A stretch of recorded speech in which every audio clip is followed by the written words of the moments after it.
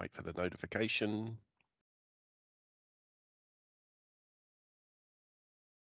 All right. G'day, folks. Welcome back. This is the Fabric sessions for the Friday Lunch and Learn for Power BI. We are learning all about Microsoft Fabric, and we're into our third session now. I think it's our third session. Yeah, that sounds about right. Last week, we created a data lake, and it was pretty good, like a lake house. We created we pulled some data in. We did some into the OneLake storage. We did some cool Spark and Python stuff, and we did a little bit of SQL, and then we pushed it into Power BI. We created a little report that used Direct Lake as well. So that was an interesting scenario. So this week we're going through these end-to-end scenarios one by one. We did this one last week, the Lakehouse end-to-end scenario. This week we're doing the data warehouse end-to-end scenario. So the data warehouse centric model caters to SQL developers, providing them with the ability to utilize data warehouse experience in Fabric in the Power BI service using familiar tools such as SSMS, SQL Server Management Studio. So that you're using your familiar tools and you're doing things in the way that you're used to doing. Now, this is interesting, right? Because when would you use a data warehouse now, if ever, if you can already create a data lakehouse? I'm going to put that question to you as the public here in the in the chat. Let me know if you ever see yourself building a data warehouse. If you're starting from scratch right now, what scenarios would you build a data warehouse versus building a data lakehouse? Assuming that you have all the prerequisite skills. I understand if you're only got SQL, you might prefer to build a data warehouse. I could understand that scenario. But is there another one? What I'm trying to understand is if I talk to one of my customers as a consultant and they say, here's our scenario. You know, we've got this type of environment, we've got these types of things, and we've got these types of skills. Would I recommend a lakehouse or a warehouse, right? As the best solution for that scenario.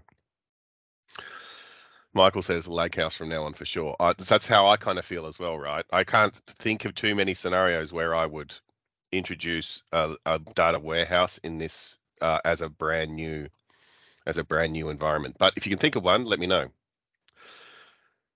All right, so we're going to go through the data warehousing and tutorial. Here's the image in a little bit. Let's see if I can zoom in a little bit more. So we've got ingestion, mount enables. Okay, so we're using mounts. This is something I don't know about, so I want to figure out about what are mounts. That looks like they support Data Warehouse Gen 2, Azure SQL, Dataverse, pipelines, data flows for other data. Transformation uses stored procs, storage using a data warehouse, exposure using Power BI via Direct Lake, so we can look at it via the Direct Lake or directly via the warehouse leveraging just regular SQL. Data warehouse have I used to use non-Microsoft client tools. That's an interesting. Let's have a think about that. Okay, and then orchestration, pipelines triggering stored procedures and Power BI dataset refreshes. Yep. So as opposed to the lakehouse where we used Python, PySpark, and Power Query to do our transformation potentially, this is going to be very stored proc heavy kind of architecture. So if you've already got existing stored procs or you prefer stored procs for whatever reason, then this is potentially the architecture for you. Steve says, data warehouse if I need to use non-Microsoft client tools. So if you're using, I got to think of a non-Microsoft client tool. Toad, was that a good old Toad? If you're using Toad to look at your SQL, that you could still use non-Microsoft client tools from a SQL management perspective, I guess. What non-Microsoft client tools are you thinking of there, Steve? I'm just trying to think of what the tool would be. Okay. Let's jump into the tutorial and have a look. Hopefully it doesn't have all these prerequisites that I haven't set up yet. I actually haven't looked at this tutorial yet, but I've been really looking forward to doing this, so I'll be spewing if we can't do it.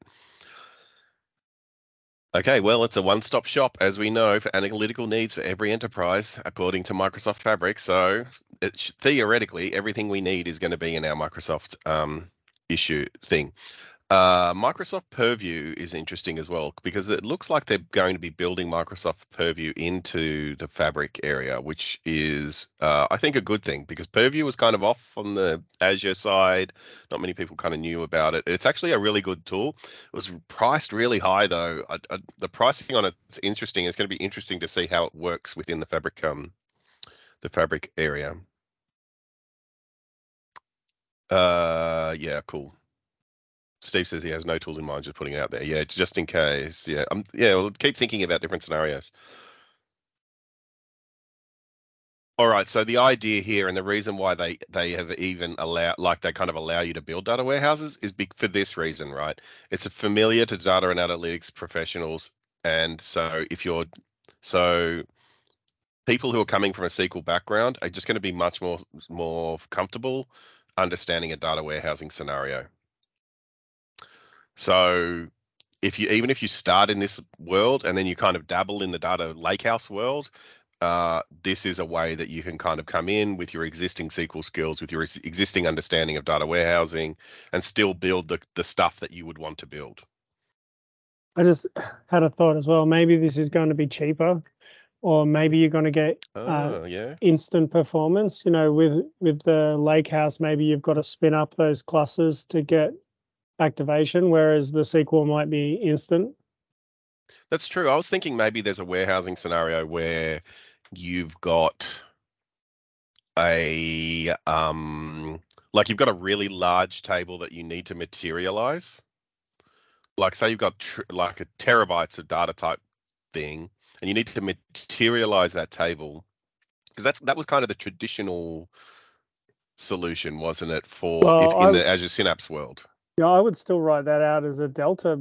The bigger it Yeah, is, the still more I want to with use partitioning and Spark. stuff. Yeah, you're potentially going to get better performance with Spark, right? Because it's going to spin up clusters and do parallel processing.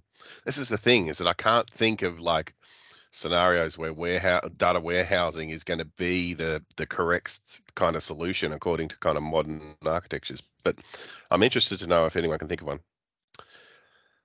Data warehouse, if you guarantee you only have structured data and performance is critical. Yeah, I think there's something maybe about structured data and performance that maybe there is still a case for data warehouses. Okay, I very cleverly opened my Power BI on the wrong screen, and that was a good thing because it had a report open. Did that on purpose. All right, let's go to just going to do some navigating over here on the other screen. We're going to go to our HR Fabric Solutions. Was that the one we were creating? I think we're creating a whole new workspace in this. Okay, we are. We're going to create a whole new workspace. That's the first step. Then we're going to create a warehouse. Then we're going to ingest some data, create some tables, load data with T-SQL, transform the data, use the visual query editor. That's going to be fun. Analyze the data with a notebook. So we're still doing some notebooky stuff.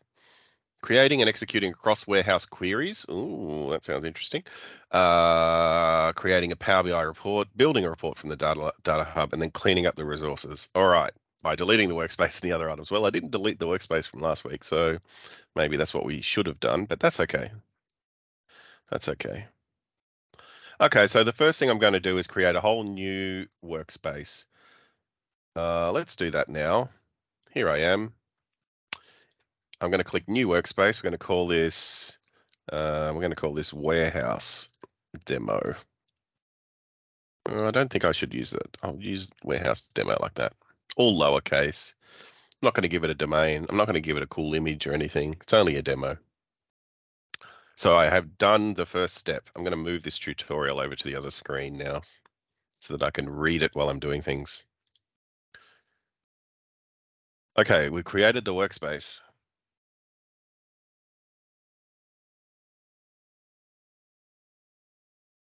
Oh, should I call the workspace exactly the same? No, I won't call it the same thing, but maybe that will affect, how it affected the code last week. Okay, so we click the new button, then we click show all down the bottom here.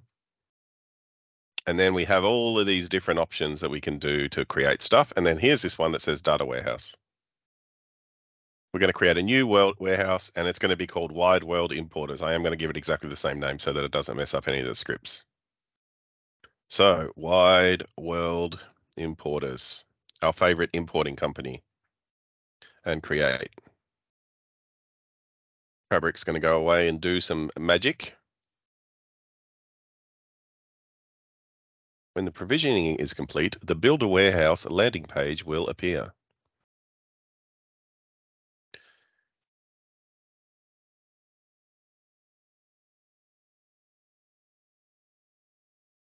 Okay, so it's going to provision. So it's going away. So what it does in the background here is it will spin up a new instance of like Synapse SQL. I wonder if that's the case. While that's creating, let's have a look at see what we've got here in the chat. In some cases, a hybrid approach combining both data warehouse and data lake can be beneficial. We can use a data lake for storing raw data and exploratory analysis, and then curate, transform relative data into the data warehouse for structured reporting and analysis. Yeah, that was kind of the Synapse model, wasn't it? Is that you had this kind of lake kind of thing, and then you moved it into a warehouse, and that's where kind of lake house became, well, then the warehouse kind of also became the lake, and it's a bit fuzzy at the moment, isn't it? So it goes on to say, ultimately, the choice between a data warehouse and a data lake depends on specific data requirements, analytical needs, scalability, and the types of data. And then Taylor says the lake house is both. Yeah, interesting. Oh, there's a decision guide for the lake house or the warehouse. Michael's put up. Let's have a look at that while it's. Oh, it looked like my provisioning's finished. Okay, let's answer this question since I've gone off on this tangent. We'll have a look at it. A data warehouse has unlimited data volume, and so does a data lakehouse. A data mart only has 100 gig. That's interesting. They've thrown data mart in here. That's good because I think that's in the conversation as well, isn't it? What type of data? Well, you're limited to structured data only in a data warehouse. In a lakehouse, you can do whatever you like. So I say that's a tick for lakehouse because you can kind of do whatever you like. Your primary developer persona, who's going to be using your data warehouse or building work, is going to be your data warehouse developer or your SQL engineer. Typically in a lakehouse, it's a data engineer or a data scientist. Now, I would say that this role and this role and this role is probably the same person. Probably the same person. I would say this role is maybe a little bit, is potentially this, but then also maybe a little bit more with machine learning. But if you're a data engineer, you probably know how to develop data warehouses and you probably know SQL. I can certain data engineers maybe not, but I would expect that if you've got data engineer as your job title, you should know these things.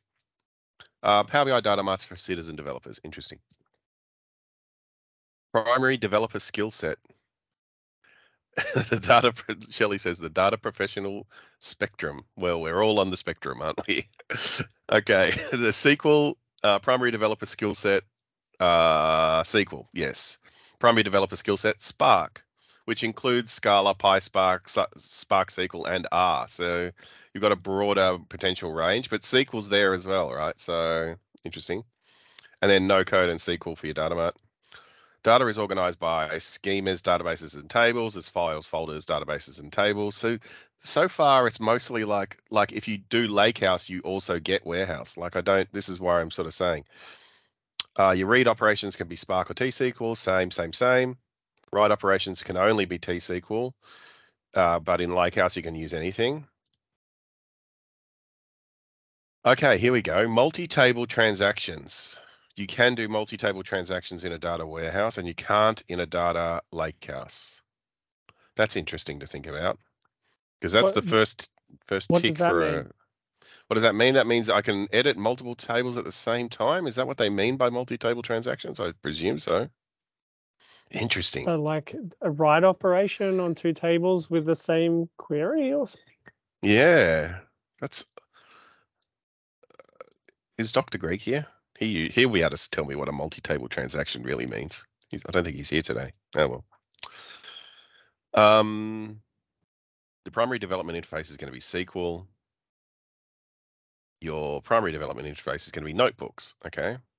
Your security, you have object level security, interest, and column level, row level, DDL level. Yeah. That's interesting. Table level, but not column level security.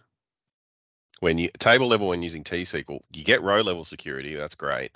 No object level security. Okay, so there is a use case. That's a solid use case for a data warehouse.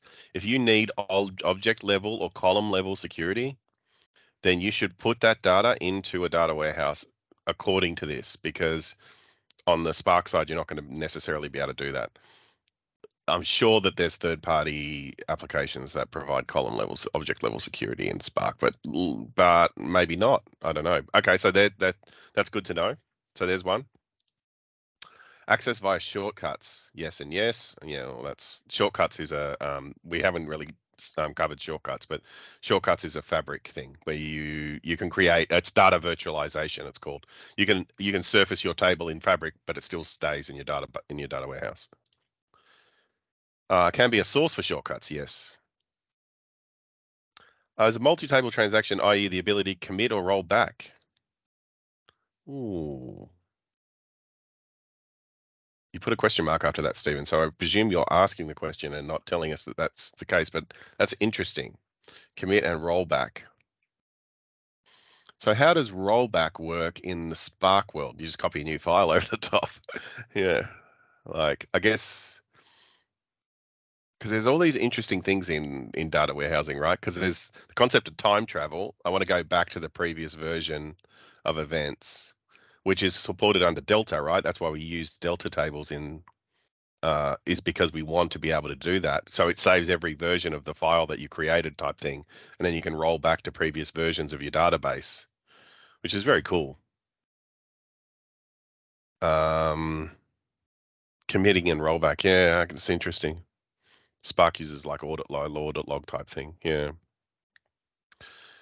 Querying across items. You can query across the lakehouse and warehouse tables. Okay, well, that's review the scenarios. Oh, and here we've got some scenarios. Okay. So Susan, the professional developer, new to Fabric, she's ready to get started cleaning, modeling, and analyzing data, but needs to build a data warehouse or lakehouse. After a review of the previous table up here, the primary decision points are available skill set and the need for multi-table transactions. Well, if she needs multi-table transactions, then she definitely needs a data warehouse. The problem with this scenario is that she doesn't define what she means by what is multi-table transactions and why. I need to know this. This is obviously a key thing. She spent many years building data warehouses on relational database engines. She's familiar with SQL syntax and thinking about the larger team. The primary consumers are also skilled with SQL, so a data warehouse is the obvious choice for her. Whilst allowing Spark users to access the data if they want to. Okay. Scenario 2, Rob, he's a data engineer. He's going to go for Spark because he's a data engineer, I'm guessing. They got PySpark and T-SQL. Most of the team are running T-SQL queries of consumers, and they don't need insert, update, or delete statements. The remaining developers are comfortable working in notebooks, and the data is stored in Delta. They're able to interact with it in SQL. So then he goes with a lakehouse. So what's the significance of the insert, update, or delete statements? Can I not write an insert, update, or delete statement in T-SQL on a lakehouse? Surely I can. Surely you can. I'm confused by that. Yeah. Okay. And then Ash, the citizen developer, is just a Power BI person, familiar with Power BI in Office. They need to build a data product, but they're not really sure. So they're just going to use a Power BI data mart to do that. I think this scenario here is, given how relatively simple, and you'll see when we build this data warehouse in a second, how relatively simple it is to build the full data warehouse in Fabric. I suspect this data mart stuff is potentially going to get absorbed by, this is pure speculation, but I'm struggling even more. I struggled before to see a use case for data marts, and now I'm struggling even more given that I have access to a fully fledged kind of data warehouse lakehouse scenario. Data marts are not the same as data sets. Data marts are a dedicated SQL instance in Power BI. So it become like they spin up SQL in the back end. So you've got SQL access. You can use SSMS to access that SQL. It's like a SQL blob that is spun up on your behalf as a structured data warehouse, if you like. They call them data marts. They're supposed to be sort of for departmental kind of data sets. But they're SQL. You can write to them. You can do things like that you can't do to a data set. Blair says Power BI Data Mart is good as it has the read XML endpoint for Excel. That's a good point. Power BI datasets require the user to have a contributor connect from Excel. Yeah, that's interesting. So your Power BI Data Mart, maybe there's that XML endpoint use case as well. Okay, awesome comments in the chat here as well. Wynn's using GPT-4 to tell us about multi-table transactions. Thank you, Wynn. That is the ultimate use of GPT-4. Let's say we have two tables in a warehouse database, inventory and sales. When an item is sold, we need to both add a new row to the sales table and decrement the quantity of items in the inventory table. Should be a single transaction, so we don't want to have a situation where the sale is recorded but the inventory is not updated, or vice versa. A multi-table transaction. That is a good example. Thank you, Win, and thank you, OpenAI, for your wonderful tool. That is awesome. All right, we rely on AI so much now, don't we? Okay, so that is the scenarios between data warehouse and lakehouse. So so those multi-table transactions where you need to make those, you're writing a transaction to two tables at once. That's scenario one. Scenario two, where you have object or column level security. I suspect you probably want a data warehouse for those scenarios as well. Awesome. Now I've got a really clear idea. That's great. Actually, I'm really happy with that.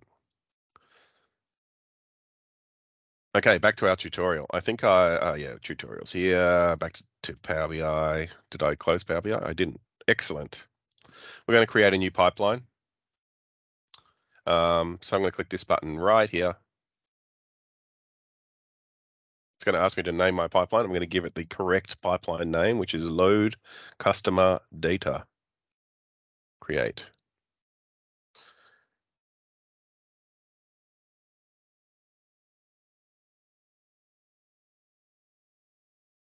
Okay, it's going to spin up a new thing for, now it's opened the, this is the wizard, the copy data wizard. I think what I'm going to do is cancel the wizard, and we'll do it from scratch because that's what it says. Cancel the copy data wizard. All right, so we're going to select copy data here. Added it to the canvas. On the general page, give it a name. The name will be CD load dimension underscore customer. On the source, select external for data store type. Okay, so we're going to the source tab now. If you're familiar with Data Factory, this will look very familiar. So we're making sure it's selected as internal. We're creating a new connection. We're going to select Azure Blob Storage. This is exactly the same as what we did last week with the Lakehouse when we connected to Microsoft's Blob Storage, and we're going to be doing the same thing again. Going to connect to sample data here.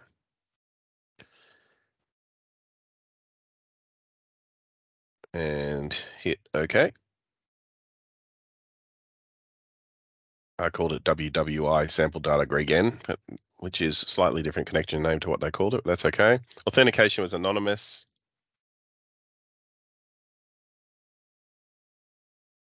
Okay, so now we need to change the settings on the source page to get to the Parquet files. So that's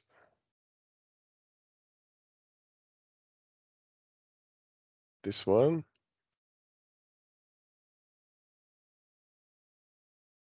Oh, I've got to put in all the, okay. It's going to be harder than I thought. Can't just copy and paste. Right.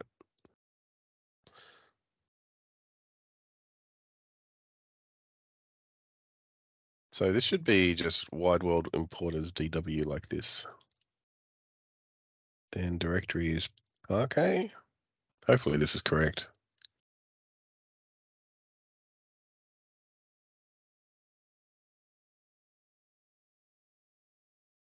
Can I browse? Let me check. Browsing might be a bit easier. Oh, failed to load. No, it's not happy. Sample data. Cancel this.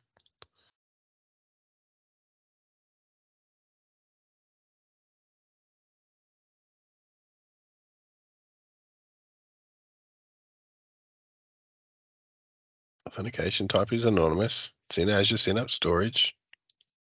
That all looked okay. Test connection, make sure it works.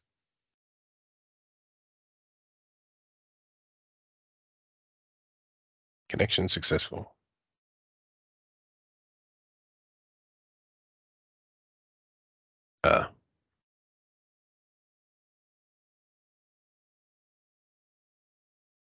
Here we go. I just had the wrong. So file path container is sample data. Oh, you got to put the slash like this. Okay, that's something worth noting. All right, so notice I've got a slash here. So what's happening here is the path. This is the root container, and then this is the full path, including extra slashes. This is where I was getting confused because there was extra slashes, and I was like, oh, how do I put it in? But you need to make sure you put your slash, your full path in here, and then the name of your file is the last one that goes into file name. Apologies for that. Okay, that should be all good. In the file format drop down, we need to select Parquet. Parquet. All right. We did it. In the preview data, I'll select preview data. Okay, so let's select the little glasses. We'll preview the data. I'll put that there. This here.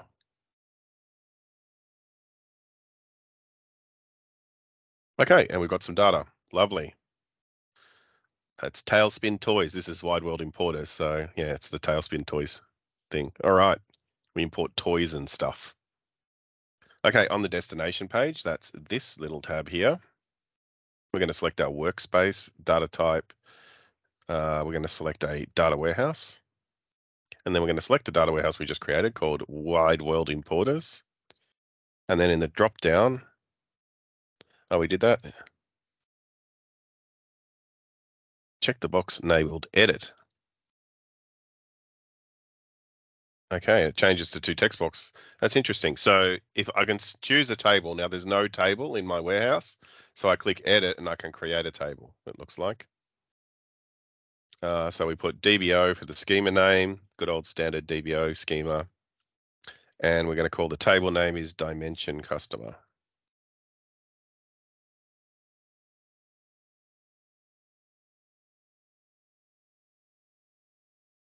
Okay, and then under advanced, we're going to click auto create table, apparently.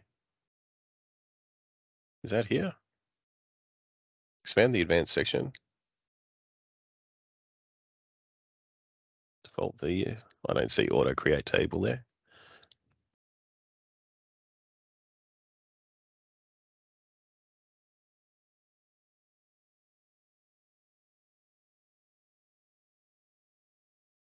Up at the table option, just at the top there. Oh, right there. I missed it. Oh, it's no longer an advanced option. Obviously, they've moved it to table option. Thank you. Good work. Good spot. That my screen's partially covered, so that's why I'm leaning to see. Okay. All right. I think we just hit save and run now. We do.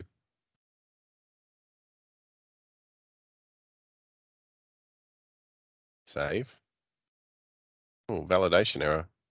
Table is required. Okay, so you've got to run it first and then save and run.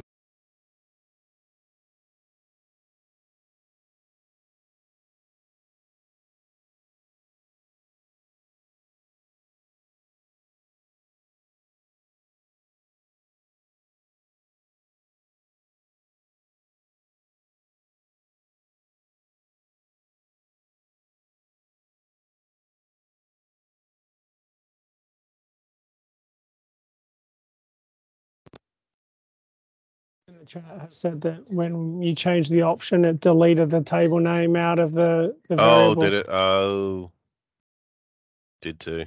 Auto create table. Okay. DBO. Thanks, everyone. Didn't notice that.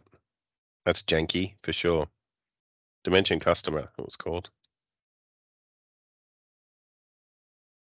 Dimension customer.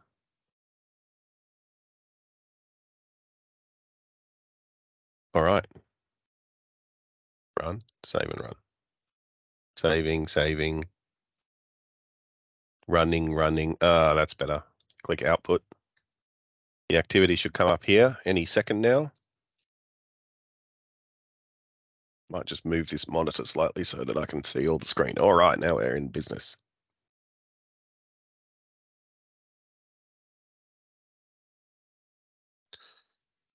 There it is, in progress. Looking good.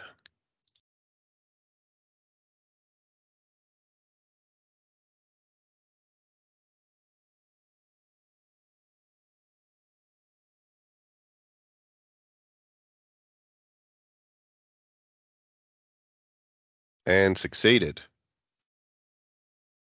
Okay, so theoretically, if we look at our wide world importers data warehouse, which is this tiny little button over here, we should see a new table. And we do, called Dimension Customer. And look at that, it's got a bunch of stuff in it. So every time I run that pipeline, our load customer pipeline, it's going to go and get the latest data from that Parquet file and load it in to our wide world importers database or data warehouse. Very good. So we've successfully achieved the first thing.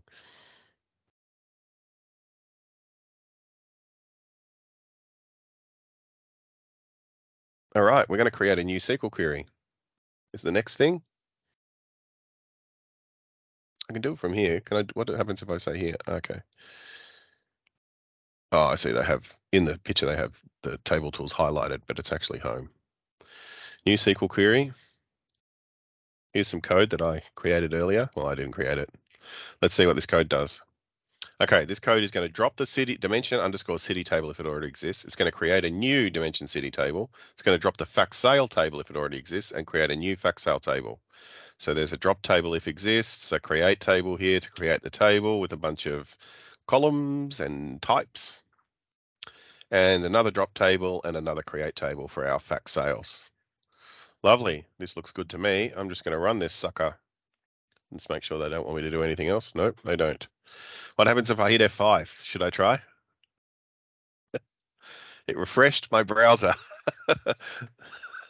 One thing that they're never going to be able to do is override the refresh browser with F5. So to run it, unfortunately, you have to click the run button. What a shame. Exactly.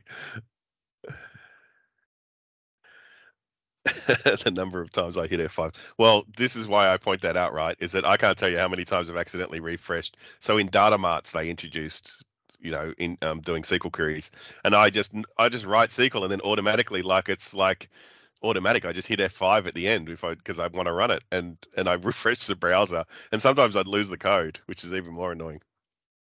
But yeah, I guess that's in Databricks as well, isn't it? Yeah, it's the new paradigm. Everything's in the web. So we've lost F5, our favorite button. So for you SSMS people, sorry to say, you have to get used to clicking run. I wonder if they're going to add a new key combination. I think someone said that there was another key combination you could do that would automatically run it, like Shift Enter or something. But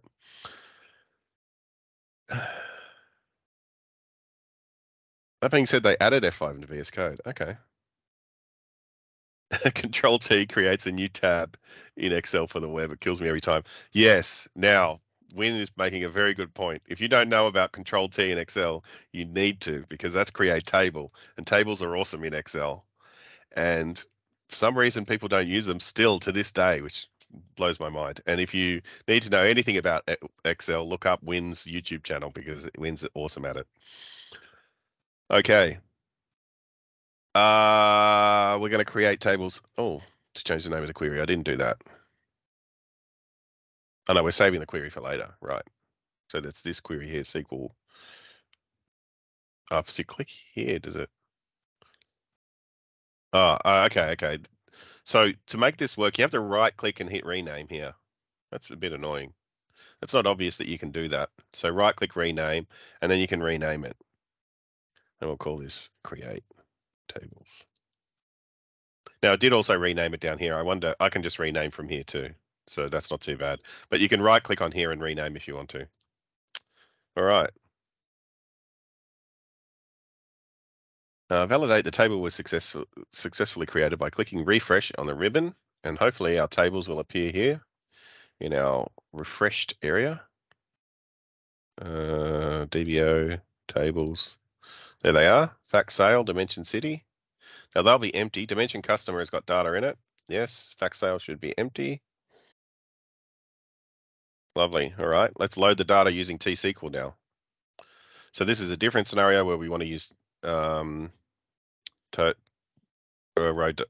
Oh, okay, Michael's just on Shift Enter. Michael says Shift Enter runs the cell in notebooks, but in any web applications, it's a new line inside the same text box. Oh, that sucks. Okay, we're going to use copy into to load some data. So we're going to create another new SQL query. There it is. So it's creating our queries down here under queries. Like this is a fairly familiar view if you're used to kind of data warehouse, you know, SSMS type view. It's got all the same things that it's got most of the stuff I'd kind of expect to see. Okay, we've got some code here that we want to create. Let's read the code. I might zoom in a bit. I can't control zoom. Really? Ugh. Can I zoom at all? There's no zoom. All right, I'm making a note. No zoom.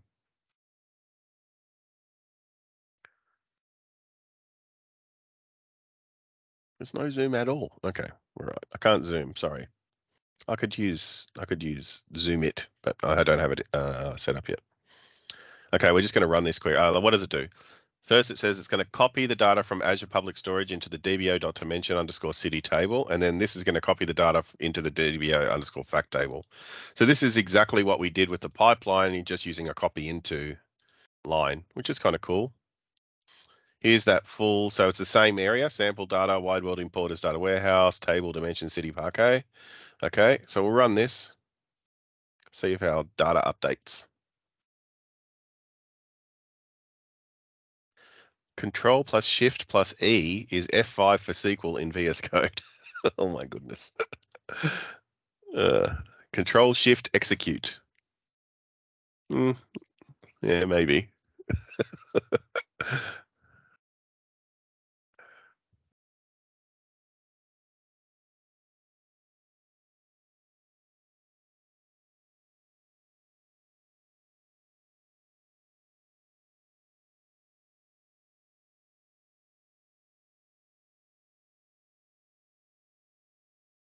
All right. Hopefully that's load. Oh, it's still loading. That fact sale parquet will be relatively big, so it might take a little while to load. I hope we're going to get, you know, SQL profiler style tools available in the capacity reporting.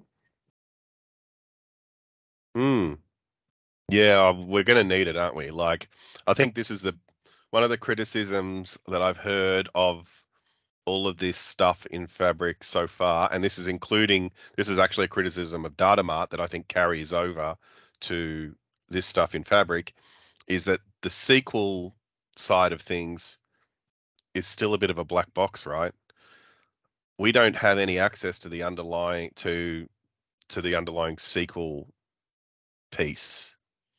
And people are a bit concerned about that because they're like, well, I prefer to run my analyzer or my own special tools to understand that. You know, like the real SQL gurus are not particularly, they're not thrilled with the way it's set up yet.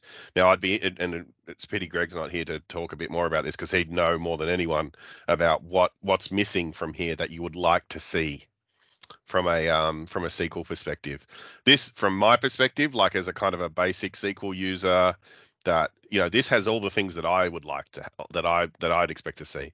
But I think advanced SQL users are like, this is not, like optimization stuff. There's a few bits and pieces that's still missing there. Control plus mouse wheel to zoom. That didn't work, Steve. That's what I was trying to do. Control mouse wheel. No, see, look, there's a bit of zooming happening. It didn't work inside the SQL query. It only works inside the browser, and that's made it real weird. So that's interesting, isn't it? So I can't actually zoom just this code. That's what I was sort of complaining about. But if I zoom the whole browser, then the code disappears. So yeah, it's not great. What am I on? 175% or something? 100%. Okay, we're back to 100%. I also tried Control Shift plus, and that didn't work for zoom either inside here. So there was no, I can't see any way to zoom, which is only really for people like me who are creating videos and want to make it more readable, I guess. But I could just use zoom it. Okay, let's rename. Oh, well, don't delete it. Well, it doesn't really matter if I delete it, I guess. But I'm going to rename this. It's going to call it load tables. And now we're going to do some data transformations using SQL. So let's create a new SQL query. SQL query 1.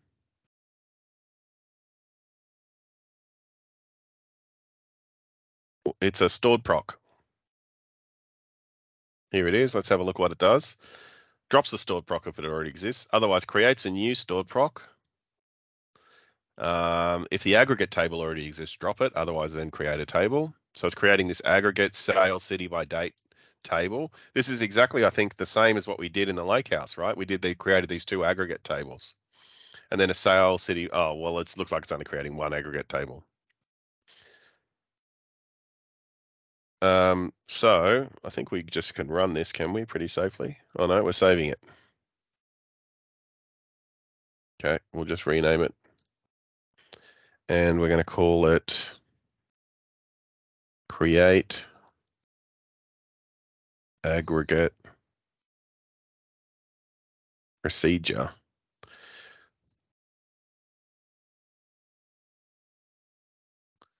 Now, I wonder if you should, in your naming convention, put SP in front of that or something like that. I don't know.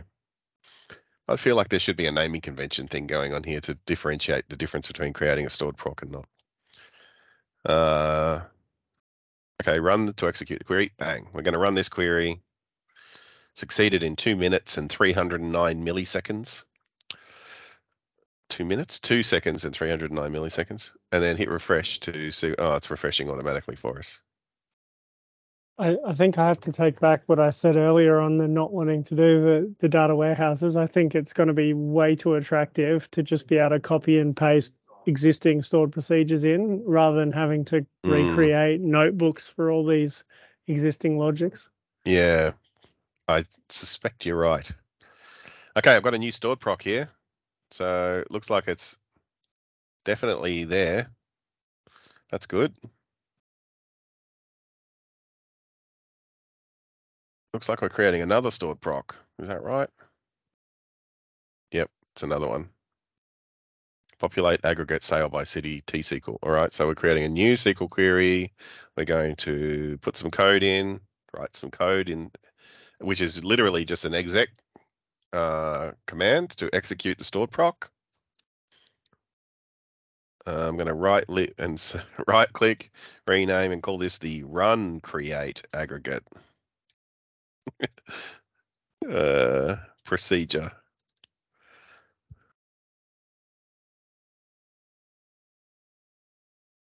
Okay. Change the name of the query. Okay, we're going to execute this query, which is literally just going to execute the other query.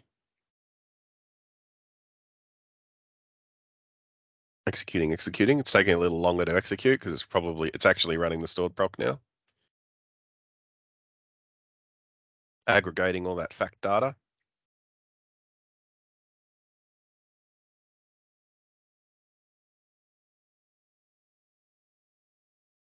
Looks like it's set to automatically refresh on a timer. Notice that little fabric logo came up. I think that's just a 30-second refresh or something that's coming up. Okay, it took 30 seconds to run this time, 705 milliseconds. Hit the refresh button. And hopefully we have an aggregate sale by city table. We do. And look at that. It's got stuff aggregated by city. Cloud Lake in Florida has $123,000 in profit. Very good. Now let's just double check that well, it wouldn't have worked if our fact sale wasn't populated, but this is the thing we did earlier, was populate fact sale with data. Here's the first 1,000 rows of fact sale. Oh, that's right. Wide World Importers has got this description, right? And in some of the descriptions, there's commas, which makes, look how many times it's come in over and over again. I wonder if that's the correct description. That's a massive description thing. I wonder if the commas have been taken out in this version of the Parquet files to make life a little bit easier. But yeah, those descriptions were always a bit annoying in the wide world. If you're using the CSV version, if you're using the SQL version, it's not a problem. All right. Create a query with a visual query builder. Oh, this is what we've all been waiting for. How are we going for time? We're perfect on time. All right. We're going to use the visual query builder to create a visual query. Okay, that's this thing here, the visual query builder. Okay, so we click new visual query. Now we're going to take fact sale and drag it on. Yoink. Oh, look at that. Creates this nice little picture. Okay, I want to reduce rows, apparently. Oh, it's running some kind of thing. Everything's stopped while it spins its wheels here.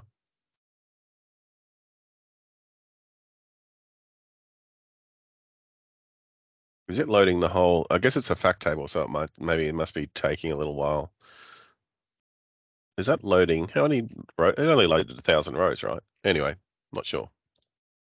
Okay, we're going to keep top rows. We're going to say 10,000 rows. Okay. Then this thing got added, a little keep top rows. Drag dimension city over, drag.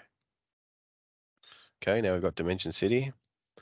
Select the drop down next to combine and select merge. Ooh, okay.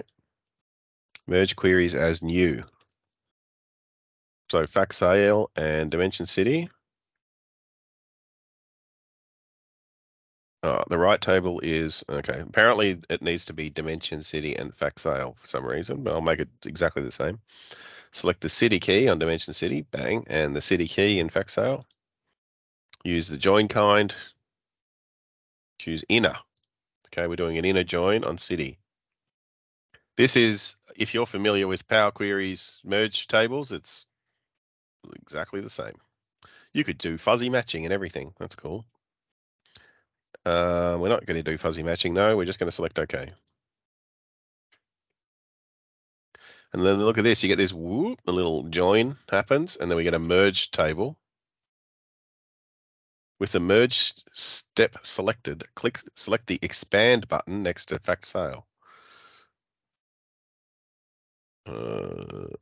Expand button here. Right at the very end. See, that's tricky. So this is like Power Query now. So I click my little expand button here. I only want the tax amount and the profit and the total including tax. Yep. Select OK. So I'm doing this. Looks like I'm doing the same aggregate or a similar aggregation, right? I'm aggregating stuff by city. Okay, I want to do a group by now. Transform group by. Change to advanced. We need an advanced group by. Oh, I've got the wrong column selected, do I? Group by country, state, province, and city. And then we're going to create a new aggregation column that's going to be called sum of tax amount. It's going to be a sum. It's going to be of tax amount. We're going to add another aggregation, which is going to be sum of profit. If you do Power Query, this will be very familiar to you. If you haven't done group bys in Power Query before, then this might be a little bit weird, but this is the same, exactly the same as Power Query, so I won't spend too much time talking about how it works. You should be able to find plenty of information on that. I added two aggregations. Oh, I'm clicking the wrong thing. Okay. Last one is sum of total including tax. And that's a sum, and it's going to be our total including tax column, which is the last column here. Can ignore the fuzzy grouping options. Just make sure that looks right. We've got country, state, province, and city, then sum of tax amount, sum of profit, sum of total including tax. They're all sums, and then the sum of the right thing. Okay, hit OK. Boom. It's going to group those rows.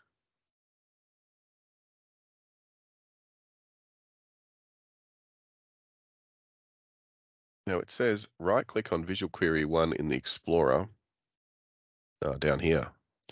So unlike a SQL query where the name's up here and you can right click on it, down here is the only place you can rename it here. Okay, and we'll rename this to sales summary.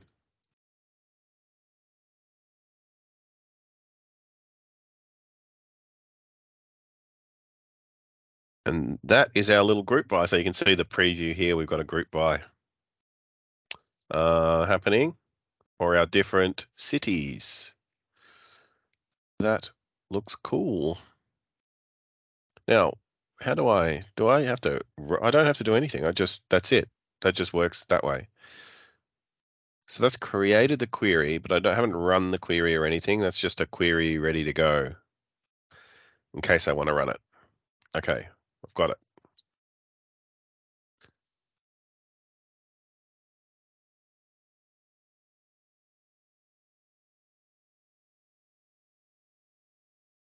Okay. Okay, interestingly, we're now going to create a lakehouse so that we can analyze it in Notebook with a notebook. So can we not analyze data directly with a notebook from a warehouse? Does it have to have a underlying lakehouse? It's interesting. All right, let's go back to our workspace. So we're going to say new lakehouse. Oh, is that new? Maybe not. Okay, what's the lakehouse going to be called? It's going to be called shortcut exercise. That's an unusual name. Shortcut exercise. Create the lakehouse. Load Explorer. I don't know if you can hear that background noise. If you can, apologies. We've got a little bit of background noise happening. New lakehouse in Explorer. I'm going to, new shortcut. Okay, so this is where we do the data virtualization. Okay, I was wondering where they were getting to. All right, so we're going to create a shortcut to connect to our. Oh, that says one lake. Hang on, might have done that wrong. Oh no, one lake was correct. Yeah. So we're connecting to our one lake. Then we need to find our wide world importers warehouse. Select it. So here's our warehouse. Select next. We got to find the table. We're looking for DBO dimension customer apparently. Expand. I really want colored icons. Yeah, I agree. That the fact that it's all black and white makes it really harder to. I wonder if that's a choice they made or not. Okay, select the radio button beside Dimension City. So we don't need to expand it out. So see, you've got the, because this is a file explorer in OneLake, right? So we can actually go down to the Delta level, down to the Parquet files, but we're not interested in that. So even though we created the tables in a data warehouse, it still generates Parquet files in our OneLake.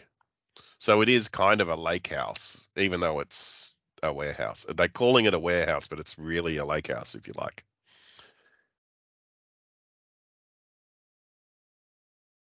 All right, hit create.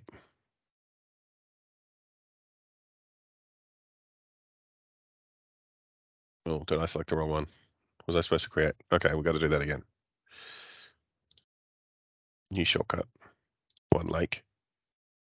Warehouse. Next. Tables. DBO. Customer. I was supposed to select customer, not city. All right, so now we'll have two. And they've got this special shortcut icon with the little shortcut thing there.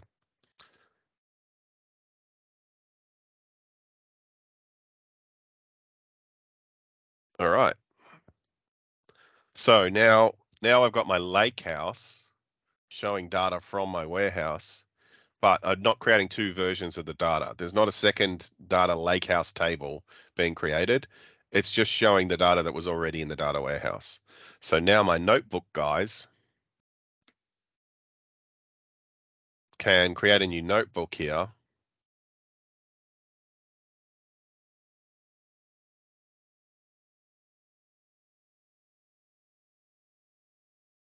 And when that notebook loads, got my little shortcut exercise going on. If I drag this into the cell, it does a select star. So if you wanted to just quickly create the Python, That creates a new PySpark query. It did. I'm supposed to rename it, I think. Oh no, maybe not. Just hit run all. And we should get data back.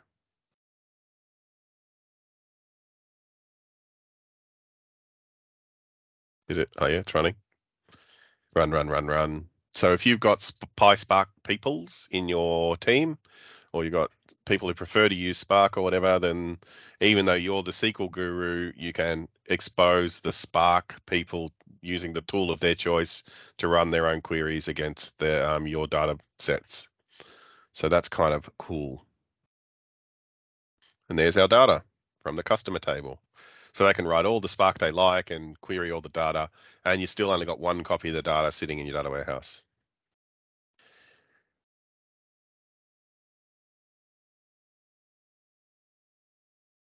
Like a warehouse semantic layer, yeah, it's kind of like a bit like a semantic layer. Yeah, well, semantic layer is more like a star schema, though, right? Where it's kind of abstracting it again. All right, the last thing in our little tutorial here is we're going to do what's called cross warehouse queries with the SQL query editor, which I'm sure will be fun. Oh, we're going to create a second warehouse. Is that what we're really going to do?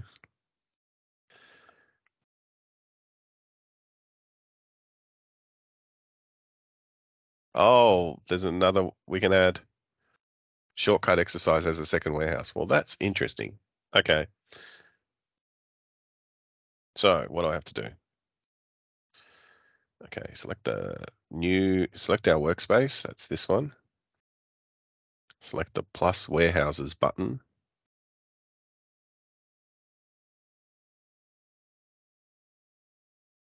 What was that? In Explorer, select the plus warehouse button. That doesn't. Oh, do we go to the warehouse first? Is that what they mean? Nope.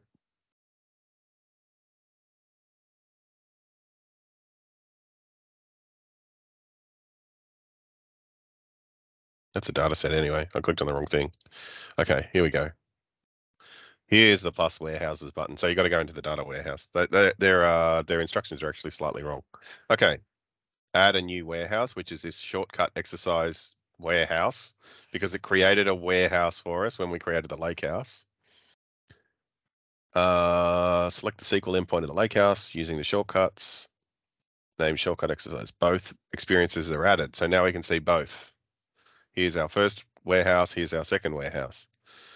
Okay, so now we can run T-SQL across both wide world importers and shortcut exercise, apparently. Write a cross database query using a 3-part naming reference to the database.schema.table. Oh, interesting. So we can now run cross warehouse queries. So let's have a look at this code.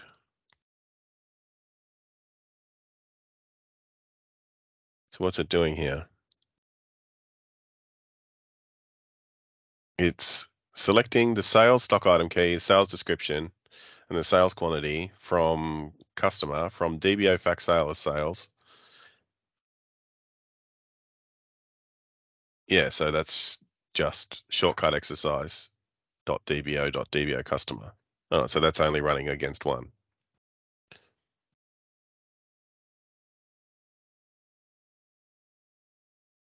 Is it running from both?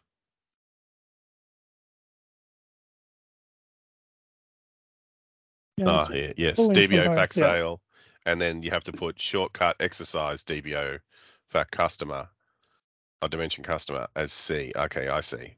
So it is running against both of those warehouses. There you go.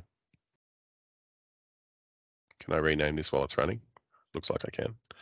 This is going to be called cross-warehouse query.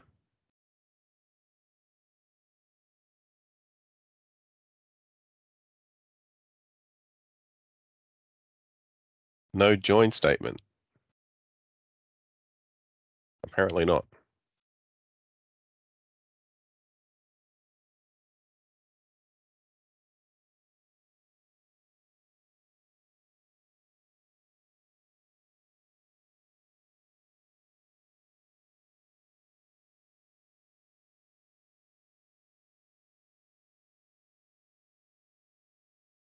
It's doing a cross join and filtering the results. Yeah.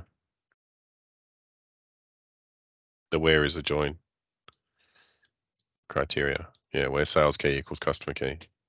Customer key equals customer key. Okay. Old school SQL joins like I used to write in the 80s. Yep. Okay, the final, well, there is one more thing, but it's creating a Power BI report. And we all know how to do that because we're at the Power BI Lunch and Learn, but we'll show you how it works anyway. So, first thing we have to do is go to the model section. Here's the model section. This is where we created that model last time. That's kind of fun. We're in our data warehouse and then we've got our model. Looks like we're going to create some dimensions. We're going to go city to city. Oh, that's right. This is really janky. I remember now. Fact, do we go fact first? I think we go fact first, which is the way that I never do it. I always go dimension to fact. Many to one. Hopefully this works. And you got to go quick before it refreshes. This is broken last week. Yep. Okay. We're creating. Oh, we only create one. Oh, there it goes. Refreshing. Oh, I'm so scared. All right. Table 1 is populated with fact scale and column city 2. Table 2 is dimension city. Oh, yeah. Oh, yeah. It's just talking about dimensions for people that haven't done them before. Oh, that's all we need. Okay. I'm going to put customer in as well since I've got it. You have a customer key? Oh, maybe not. On the fact. That's the wrong way. Okay. Well, there's 2 customer keys. Look at that. Fact first. Go. Don't refresh. Okay. Lovely. So, do we hit just new report? Yep. Creates us a new Power BI report.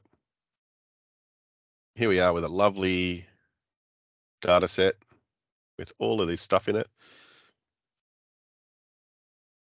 My open data model button isn't available yet, but we'll create ourselves a visual. What is it? Sales territory and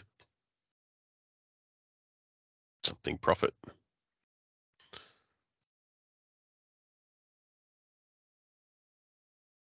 Profit by, oh, that's customer. Sales territory. Using the power of Direct Lake.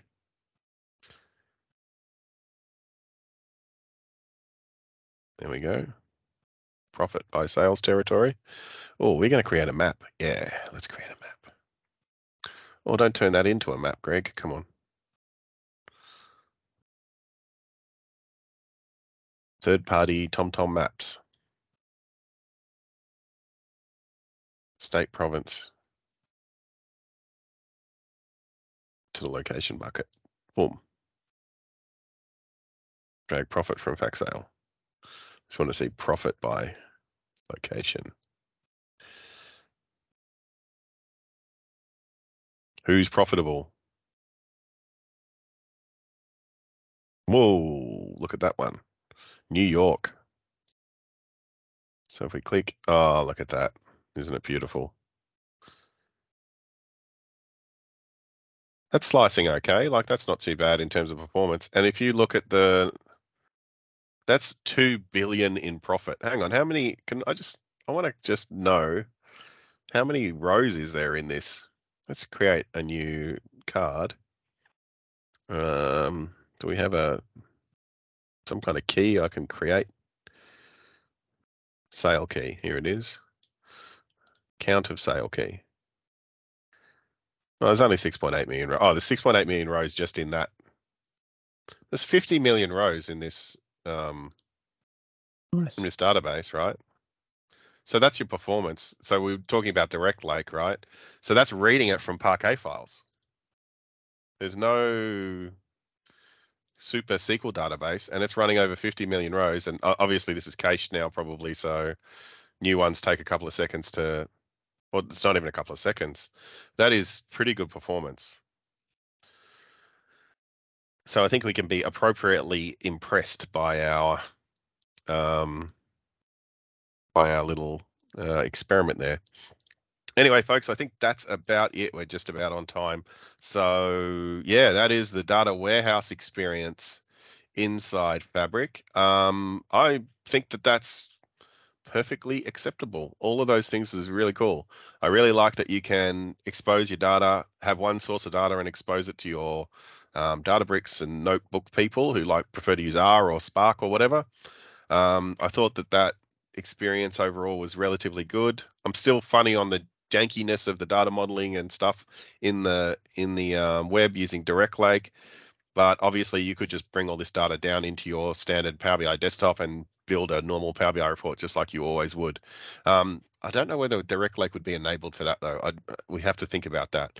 But performance-wise, that looks really good. I'm really impressed. So next week we are going to have a look at the data science scenario, which is going to be kind of fun. So that'll be going through the end-to-end scenario for Fabric on data science. So if you're a data science nerd or you know a data science nerd, let them know. We're going to have a look at that next week. In the meantime, thanks very much everybody for coming. I'll hang around a bit and have a chat to those of you who are here in the meeting. But if you're online, then we'll see you next time. Thanks very much.